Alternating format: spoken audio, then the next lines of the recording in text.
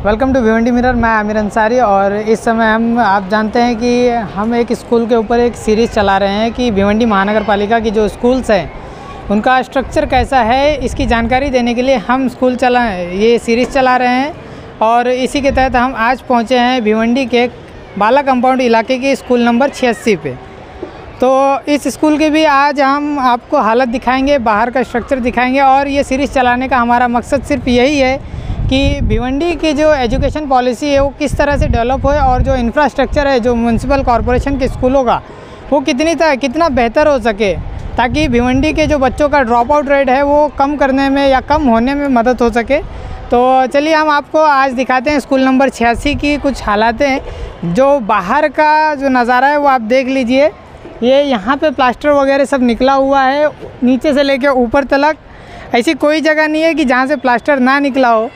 लोग कहते हैं कि दीवारों को भी कान होते हैं, तो मैं कहता हूँ दीवारों को कान की जगह दीवारों को ज़बान भी होनी चाहिए थी। अगर ज़बान रहती तो ये दीवार आज चीख कर कहती कि उस जिम बनाने से पहले, वो जिम की रिपेयरिंग करने से पहले मुझे रिपेयर कर दो, क्योंकि मेरे साथ मेरे करीब में रहकर यहाँ पे कई सारे बच्चे तालीम हासिल करते हैं। तो आपको चलिए हम आगे दिखाते हैं, आगे का इलाका इसके देखिए आप। यहाँ पे भी पूरी तरह से प्लास्टर वगैरह सब निकला हुआ है। और हमें सूत्रों से जानकारी मिली है कि यहाँ इस स्कूल के लिए 1 करोड़ का फंड सैंक्शन हुआ है और शायद 1 महीने के अंदर ही इसकी रिपेयरिंग का काम शायद चालू हो जाए।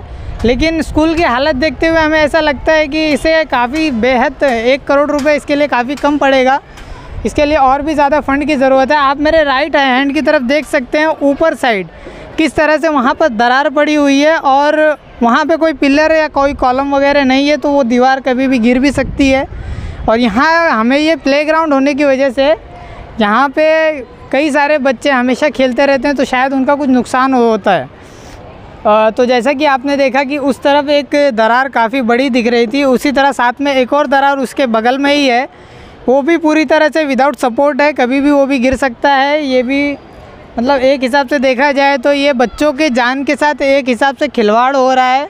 आपने देखा होगा, हमने इससे पहले भी कई सारी स्कूल्स के ऊपर हमने नज़र मारी। अभी तक हमने आपको 2 स्कूल्स की हालातें बता चुके हैं और ये तीसरी स्कूल है हमारी आज की। तो ये देखिए, इस तरफ से आप देखिए, यहाँ पे भी बिल्डिंग पे पूरी तरह से प्लास्टर वगैरह सब निकला हुआ है, कुछ नहीं बचा है यहाँ पे। तो अगर इसी तरह से स्कूल्स रहेंगी या स्कूल का इंफ्रास्ट्रक्चर अगर इसी तरह का रहेगा तो हमारे बच्चे, हमारे भिवंडी शहर के जो कि हमारे अपने बच्चे हैं, वो किस तरह से बेहतर तालीम हासिल कर पाएंगे, या आप भी सोच सकते हैं। तो आप देख सकते हैं कि ये बिल्डिंग का एक दूसरे साइड का हिस्सा है, तो इसकी भी हालत सेम उसी तरह है, किसी भी तरह का बदलाव नहीं है। यहाँ की भी हालत सेम वैसे ही है कि यहाँ पे भी पूरी तरह से प्लास्टर वगैरह निकले हुए हैं। और ऊपर आप देख सकते हैं, अगर ऊपर नज़र मारेंगे तो यहाँ पे लीकेज आपको दिखाई देगा। ये पानी का लीकेज है, कहीं और से नहीं, टेरेस से भी हो रहा है और उसके नीचे भी पानी का लीकेज हो रहा है। तो आप देख सकते हैं, अगर इसी तरह से हमारे स्कूल का इंफ्रास्ट्रक्चर रहेगा तो हमारे बच्चों का भविष्य खतरे में है। ये आपको अभी से समझ लेना चाहिए। और जिस तरह से हमने अभी तक सिर्फ 3 स्कूल्स के बारे में बताया, अगर आपके इलाके में भी कोई इसी तरह की ऐसी स्कूल्स हैं जिनका स्ट्रक्चर एकदम बिल्कुल ही ख़राब है, या तो जो जर्जर इमारत हो चुकी है, तो इस तरह की इमारतों का वीडियो या तो फिर हमें कमेंट्स करके बताइए कि वो इलाका कौन सा है, वो स्कूल कौन सी है। हम उसकी भी एक वीडियो बनाकर इस पे चलाने वाले हैं, ताकि हमारे शहर के जो प्रशासक हैं, जो हमारे शहर के कर्ता धर्ता हैं, उन्हें हमारे शहर की हालातों के बारे में पता चले।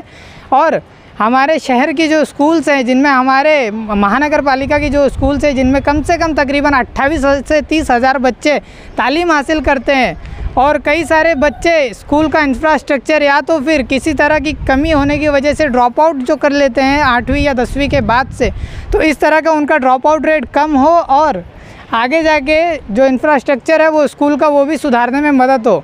इसी तरह देखते रहिए हमारा चैनल भिवंडी मिरर। मैं आमिर अंसारी।